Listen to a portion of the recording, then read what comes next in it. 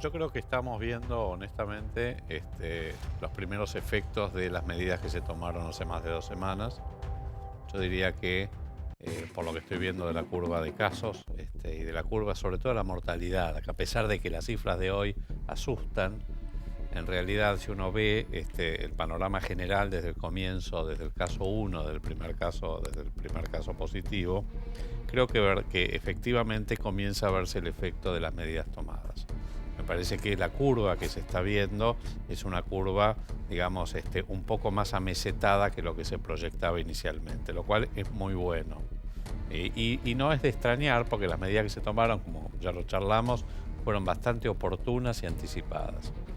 Dicho esto, ahora el tema y el desafío es cómo salimos. Porque yo creo que la prolongación que... No salimos. Por eso, pero yo creo que la prolongación de el aislamiento social obligatorio de la manera que finalmente tenga lugar, pero que probablemente se va a extender al menos 2 semanas más, que es lo que uno está escuchando, y tal vez más. Abril. Por eso, esto hay varios, digamos, hay varias, digamos, uno está escuchando demasiadas versiones, pero va a ver cuánto, pero seguro que se extiende hasta fin de abril, o casi seguro. Tiene mucho que ver también con cómo estamos preparados para salir de esto. Y aquí es donde tiene que ver el tema de cómo está preparado el sistema de salud para responder a un posible rebrote, cómo estamos preparados para evitar ese rebrote en cuanto a detección inmediata y temprana de los casos que van a estar circulando, el aislamiento de esos casos y sus contactos.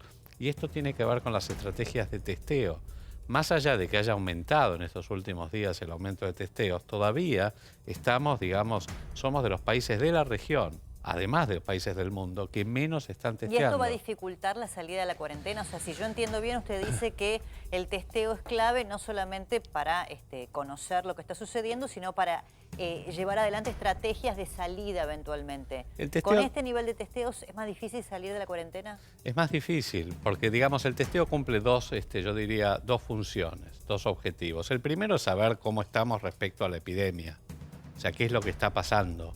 Salir, digamos, teniendo un cuadro de situación de más o menos cuál es el número real de casos, porque claramente hay una brecha muy importante hoy entre el número de casos que están confirmados y el número de casos reales.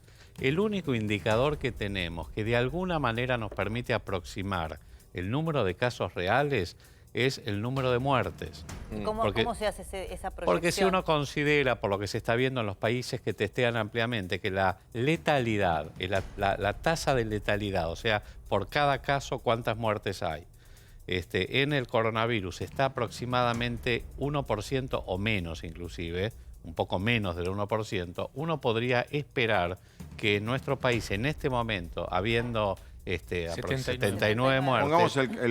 Pongamos habiendo 79 muertes, tengamos probablemente un poco más de 8.000 casos reales dando vueltas por allí. ¿8.000? Sí, por lo menos. ¿8.000? Sí, siguiendo esa proporción. Pero eso en base a qué testeo de qué país, porque uno intenta entender que cuanto más testeo vas a tener un mejor número. Sí, pero tenés testeos como en España y una cantidad que se les disparó. España está muy atrás. España no es el mejor ejemplo porque España está muy atrás con testeos para la circulación viral. No, ¿Cuál sería el modelo a seguir para entender el...? Bueno, además de los países de Oriente que tienen, digamos, testeos por millón muy altos, el caso es Corea, pero además la mayoría de los países europeos ya están muy por encima de los 5.000 a 10.000 por millón. Sí, pero habiendo reaccionado tarde. No, eso desde ya, reaccionaron tarde. Por eso yo creo que el principal activo que tenemos nosotros hoy en nuestro país es haber reaccionado temprano en cuanto a las medidas que se tomaron.